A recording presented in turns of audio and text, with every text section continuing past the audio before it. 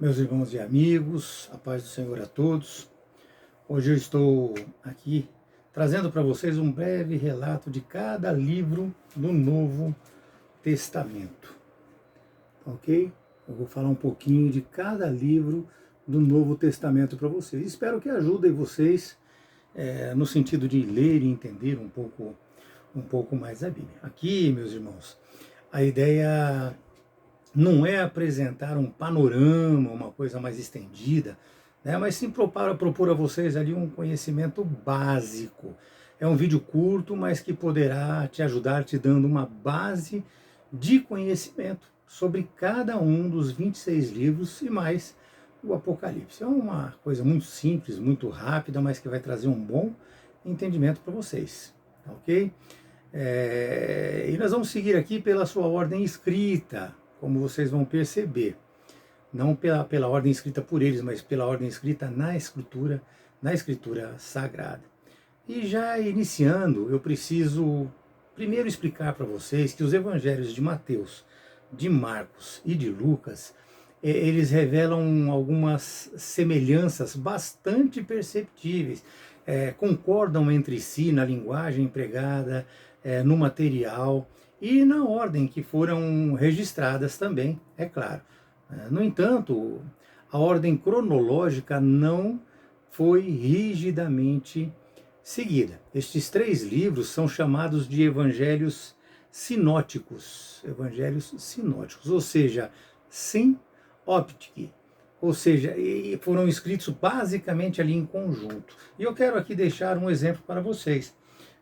Se vocês pegarem o texto de Mateus 9, de 2 a 8, o texto de Marcos 2, de 3 a 12, e o texto de Lucas 5, de 18 a 26, tá? É bom vocês pegarem esse livro, esses textos aqui e fazerem um comparativo, vocês vão ver que são muito parecidos. Na verdade, cerca de 91% do Evangelho de Marcos, ele está contido no Evangelho de Mateus. E 53% mais ou menos aí do Evangelho de Marcos também se acha ali em Lucas, que são os 3 livros sinóticos, né? Mas vamos dar início a esse comentário, senão acaba se tornando uma coisa muito longa, não é verdade? E nós vamos iniciar aqui com o texto de Mateus. Meus irmãos, nós vemos que Mateus ele foi escrito em uma perspectiva judaica.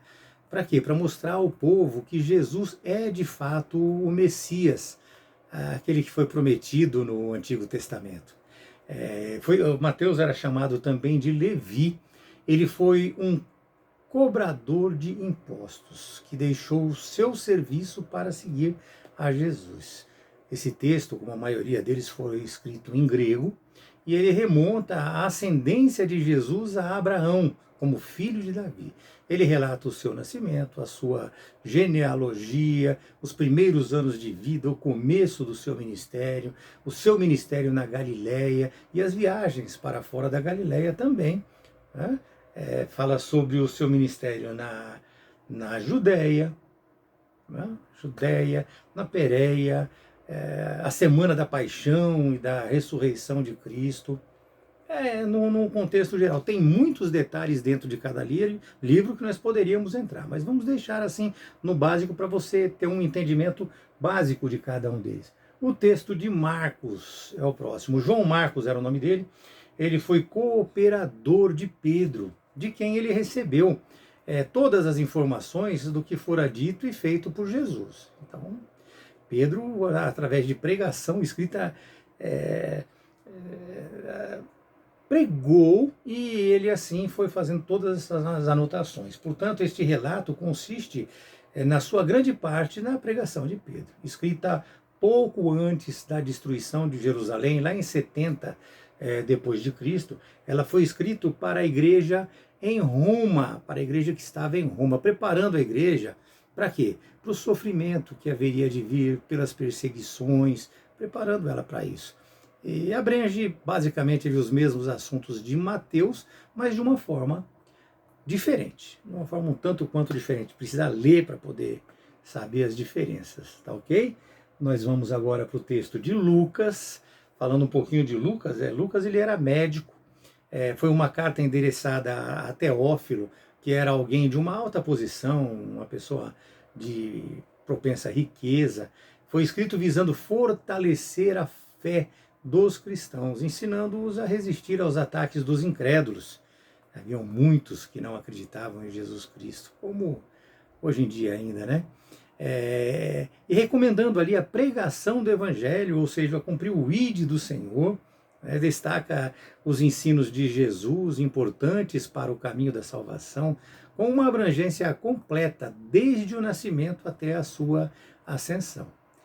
Fala da vinda, da preparação para o ministério, do seu ministério na Galileia e seus arredores, do seu ministério em Pérea, nas adjacências, os ensinos variados, fala sobre os últimos dias de Jesus, o sacrifício, o triunfo, meus irmãos, a ascensão.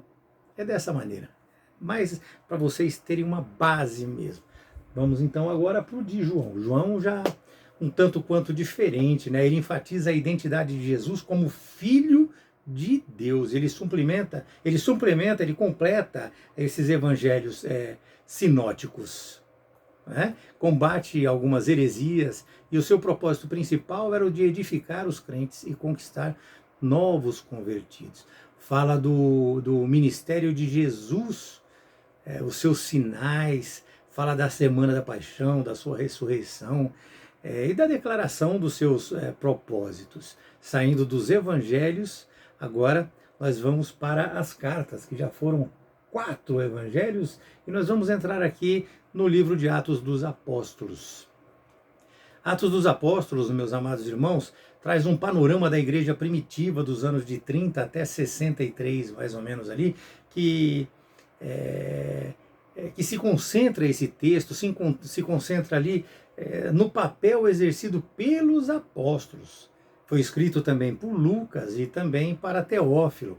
Na verdade, a segunda parte do livro de Lucas, estabelecendo a relação entre o que fez e ensinou Jesus, conforme relatado nos evangelhos, e aquilo que continuou a fazer diante dos testemunhos dos seus apóstolos e da fundação da sua igreja. Fala sobre Pedro e o começo da igreja, fala da expansão da igreja, de Antioquia até Roma.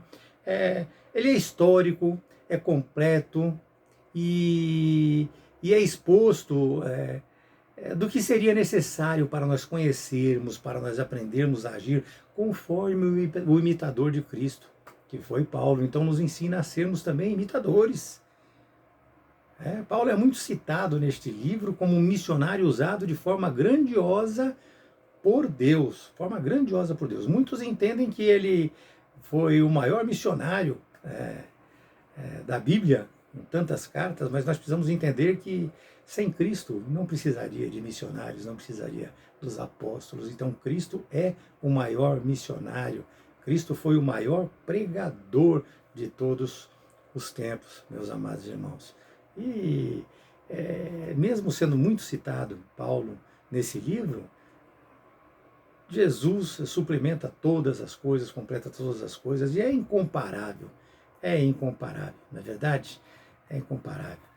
Dali nós vamos para a carta aos Romanos, essa carta, meus irmãos, eu sempre indiquei a todos a leitura completa dela. Eu gostaria de entrar em detalhes, mas não posso. O tempo é curto e eu sei que poucas pessoas vão se interessar em ler, em ouvir tanto tempo falar sobre isso. Mas ela enfatiza o que é a doutrina da salvação por intermédio de Jesus Cristo, inclusive com orientações práticas da vida do cristão.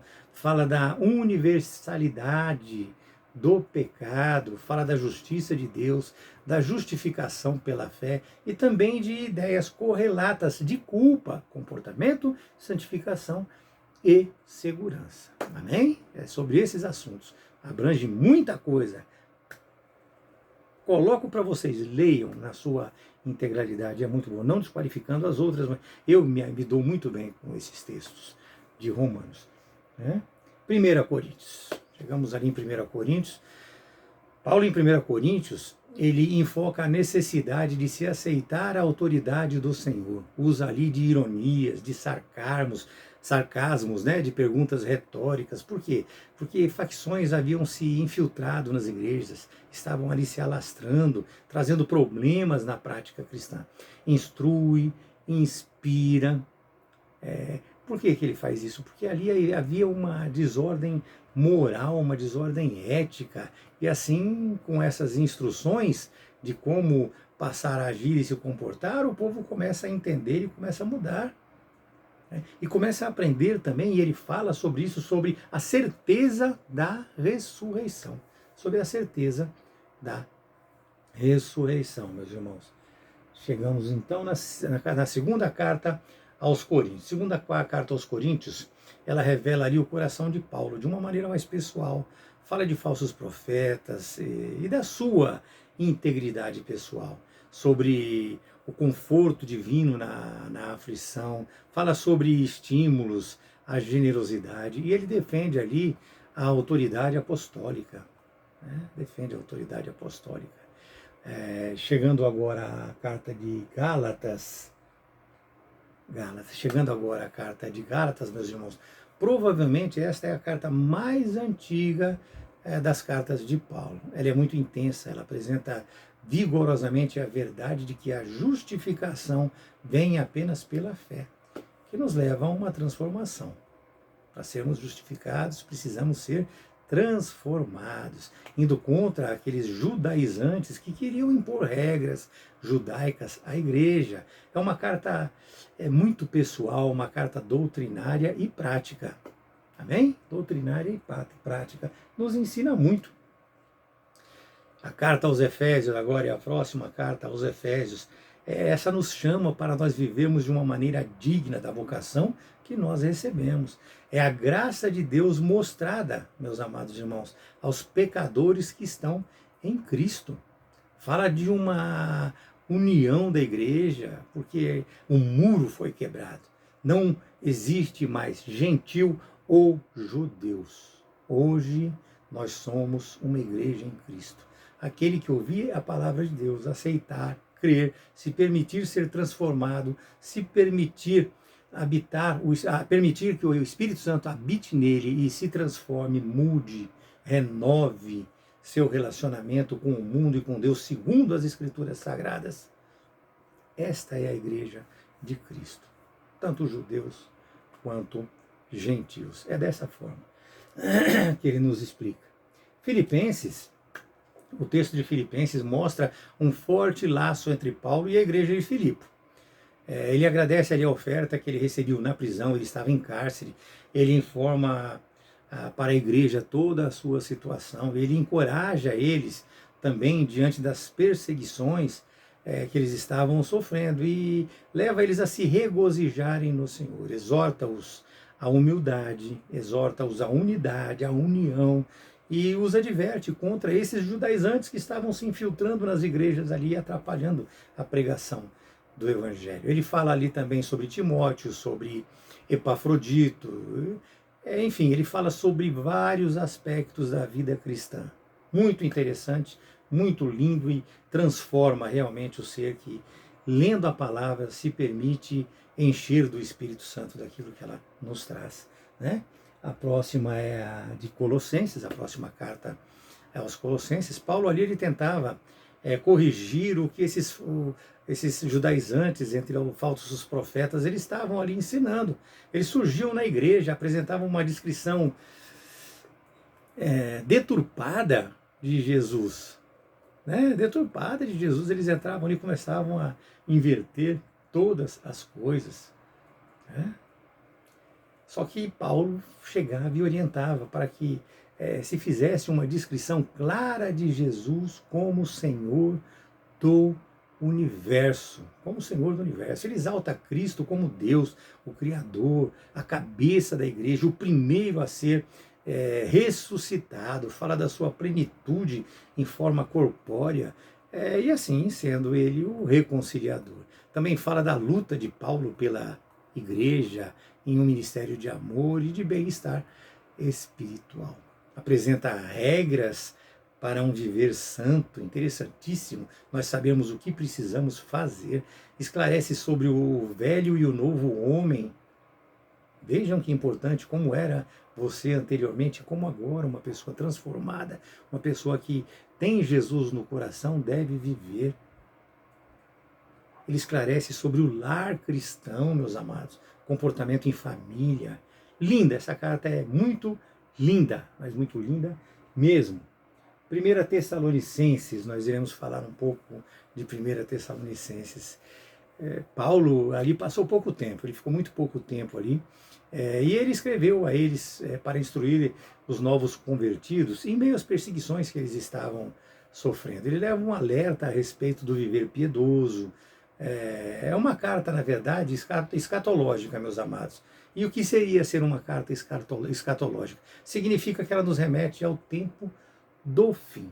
Isso é o mais importante. Então nós lemos lá e vamos entender que ela nos remete ao tempo do fim. Prestem bastante atenção nessa leitura. 2 Tessalonicenses é um reforço desta primeira carta, esclarecendo um pouco mais sobre viver uma vida cristã à luz eminente desta volta de Jesus Cristo. Ela intercede pelo progresso espiritual da igreja e apresenta a profecia sobre o dia do Senhor. Interessantíssimo, capítulo 2, versículos de 1 a 12. Esse texto, ele nos fala sobre a profecia, nos traz a profecia sobre o dia do Senhor. Amém? Muito lindo também, muito lindo. Nós chegamos agora em 1 Timóteo. 1 Timóteo deixa claro que Paulo ali deixa claro que este é o seu filho na fé. E ele o posiciona como cuidador lá em Éfeso, advertindo contra a presença de falsos profetas, adverte sobre as heresias, e fala bastante da graça do Senhor.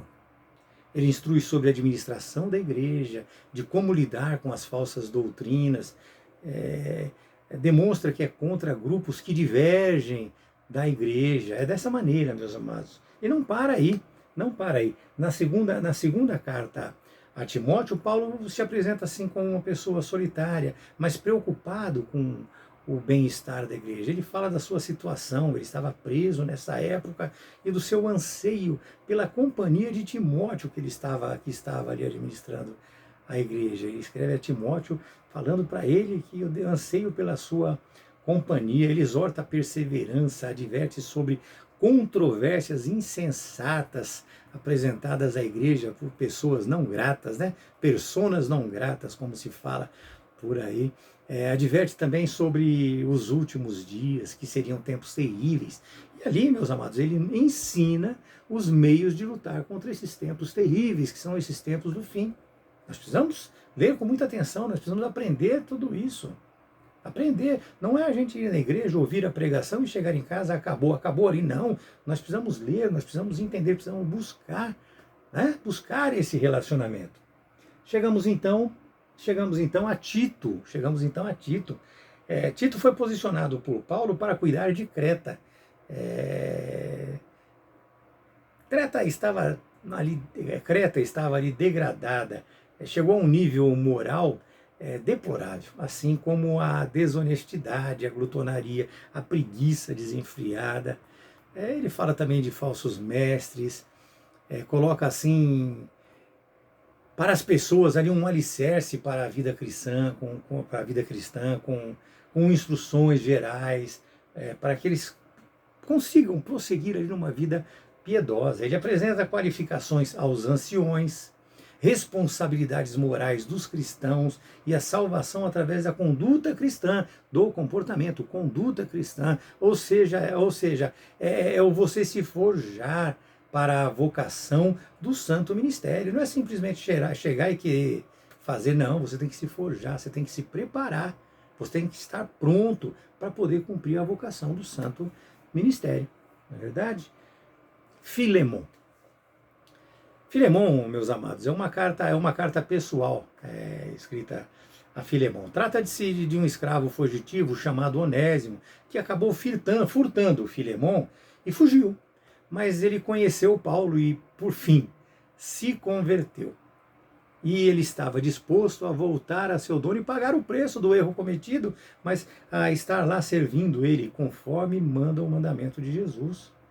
né? E Paulo ali ele escreve fazendo este apelo a Filemão para que pudesse acolher o escravo como irmão, porque ele havia se convertido, havia se arrependido e estava disposto a ir pagar o preço e passar a viver uma vida digna de morar com Deus no céu. É dessa maneira, né? É dessa maneira o texto. Chegamos ao texto de Hebreus. Nós vemos ali em Hebreus, meus amados, que tudo aquilo que começou no Antigo Testamento, ele continua no Novo Testamento. E no Novo Testamento ele é aperfeiçoado em Jesus Cristo. Esta carta é endereçada aos judeus convertidos que estavam sendo tentados a retornar para o judaísmo. Os judaizantes estavam ali. Então, ali ele apresenta o quê? Apresenta a suficiência de Cristo como revelador e mediador da graça de Deus, como superior aos anjos, como superior a Moisés, como superior aos sacerdotes arônicos. Apresenta ali a sua obra sacrificial, que é muito acima dos sacerdotes, e apela para uma fé perseverante e fervorosa, meus amados. Perseverante e fervorosa. Nós chegamos então em Tiago, no texto de Tiago, que escreveu, ele escreveu e ele é ali um complemento dos ensinos de Jesus. Eu entendo como sendo a carta mais judaica do Novo Testamento, porque ela é tida para uma igreja universalizada, sobre todos os registros nos evangelhos, nos 4 evangelhos. Ela é endereçada para quem? Para as 12 tribos de Israel dispersas, né? Ou como entendem muitos estudiosos, aos cristãos de um modo geral. Apresenta um realce nas provações, um realce nas tentações, recebe sabedoria, leva a sabedoria e leva a advertência também sobre esse mundanismo que se vivia na época e nós vivemos hoje. Adverte contra os opressores e pede um pouco de paciência no sofrimento. Aliás, muitos de nós achamos que nós temos muita paciência, mas não, nós temos muita pouca paciência. Ela chega no limite rapidamente. O ser humano é muito falho. Muito falho. 1 Pedro, vamos lá. 1 Pedro. Ela veio assim para encorajar os cristãos que viviam ali na região da Ásia Menor. Por quê? Porque eles enfrentam ali grandes perseguições, enfrentavam, e ainda hoje, grandes perseguições, mostrando que devem se lembrar do nosso verdadeiro lar, que o nosso verdadeiro lar é o céu. Então eles precisam, mesmo passando por todas essas tribulações, por todas essas perseguições, nós não podemos esquecer que nós somos peregrinos nessa terra. Nosso verdadeiro lar é o céu, verdadeiramente. E que nós devemos louvar a Deus por sua salvação, por sua graça. É uma carta que exorta a santidade de vida, a submissão à autoridade, exorta e trabalha também a conduta dos presbíteros, dos jovens, ensina, orienta e prepara. Precisamos nos ater a todos esses livros que nós estamos falando hoje. Vamos falar então de 2 Pedro. 2 Pedro também, vocês viram o tanto que se fala nos livros do Novo Testamento contra os falsos profetas, contra tudo que nós estamos vendo aqui no mundo? Ele também, 2 Pedro, ele alerta sobre falsos profetas, as influências negativas deles em uma vida moral, encorajando assim eles, como cristãos que eles são, que eles são, a perseverarem em si todas as virtudes que nós devemos ter em nós como cristãos. Há muita semelhança entre a carta de Pedro e a carta de Judas. Muita semelhança. 1 João, já estamos acabando, meus irmãos. 1 João, a carta de 1 João, nesta carta ele enfatiza a necessidade da associação com a fé, com a obra. Porque a fé sem obras Não existe. Se você tem fé, você acredita em Deus. Se você acredita em Deus, você tem amor no coração. Se você tem amor no coração, você ajuda pessoas. É dessa maneira que nós precisamos entender o que vem de um relacionamento de Cristo, o que vem de um relacionamento com Cristo. Ele instrui, admoesta, ele encoraja os seus leitores a praticar as boas ações pela fé em Jesus Cristo. É desta maneira que esta carta nos fala. Precisamos, meus amados, entender que a fé não anda sozinha, ela anda com ações. E se você tiver ações, busque a fé, porque a ação, a bondade é morta. Se você não tiver fé em Jesus Cristo e não tiver dentro do seu coração, esta orientação, é desta maneira. É desta maneira. Nós não podemos separar as coisas. Esta 1 João tem uma semelhança muito grande com o Evangelho de João. Não se esqueçam disso, uma semelhança muito grande com o Evangelho de João também. Que fala e combate o gnosticismo. E o que seria gnosticismo? Nas nossas aulas aqui nós já falamos sobre isso. É um conjunto de movimentos religiosos dos primeiros séculos, né? Não do primeiro, mas dos primeiros séculos do cristianismo, que eram considerados heréticos. Eles combinam misticismo, sincretismo religioso, correntes filosóficas, então é altamente herético. Fala sobre a realidade também, ele nos instrui sobre a realidade da encarnação de Cristo, da comunhão com o Pai e com o Filho, mostra a vida cristã como uma filiação divina e uma integração ética com a cristologia, meus amados. Fala também da relação entre o amor divino e o amor ao nosso irmão espiritual. Diz que a obediência evidencia o amor aos filhos de Deus. Então, a obediência é uma evidência do nosso amor. Vamos lá.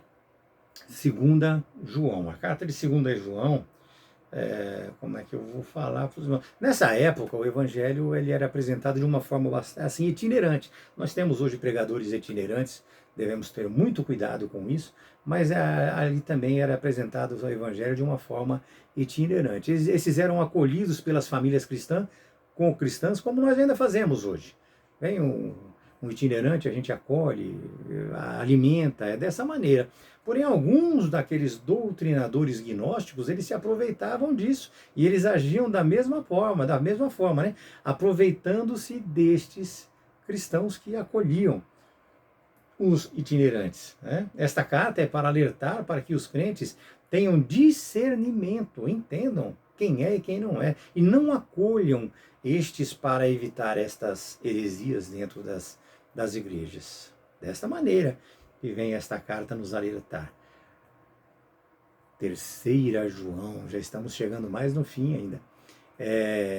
3 João é um elogio a Gaio. Por quê? Porque ele acolhia esses itinerantes. Uma igreja da Ásia rejeitou um enviado dele, e ele alerta que nós não devemos imitar aquilo que é mal, mas sim o que é bom.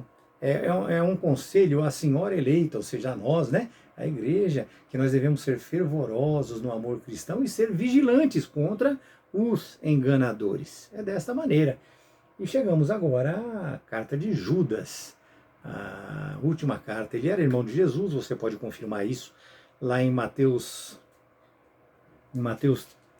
13, no versículo 55. Ele apresenta que nós devemos defender o evangelho com todo vigor. Com todo vigor. É inflamar o nosso coração da presença de Deus, da presença do nosso Senhor Jesus Cristo, e defender o evangelho verdadeiramente. Ele é muito parecida com a carta de 2 Pedro, conforme eu já falei para os irmãos. Ela fala sobre falsos mestres infiltrados nas igrejas. Alguns falsos profetas, eles ensinavam que a graça lhes permitia pecar. Vocês lembram lá onde abundou o pecado, superabundou a graça? Eles invertem tudo e acabam falando que a graça de Deus nos permite pecar. Mentira, meus irmãos, mentira. Vamos ler a Bíblia e prestar atenção. Vamos ler a Bíblia e prestar atenção. E aí, por fim, nós chegamos ao livro de Apocalipse. O livro de Apocalipse é meio que impossível comentar rapidamente. Mas para trazer para os irmãos aqui, nós vemos ali o Filho do Homem ressurreto, glorificado. Ele se revelou ali ao apóstolo João e levou ali um diagnóstico às 7 igrejas da Ásia Menor e a revelar uma série de visões que apresentam o final dos tempos, encorajando os cristãos a resistir aos pecados, meus irmãos. Mas ela é certa e enfática também a dizer para nós que Cristo será o vencedor, junto com a sua igreja, que foi alcançada pelo reino.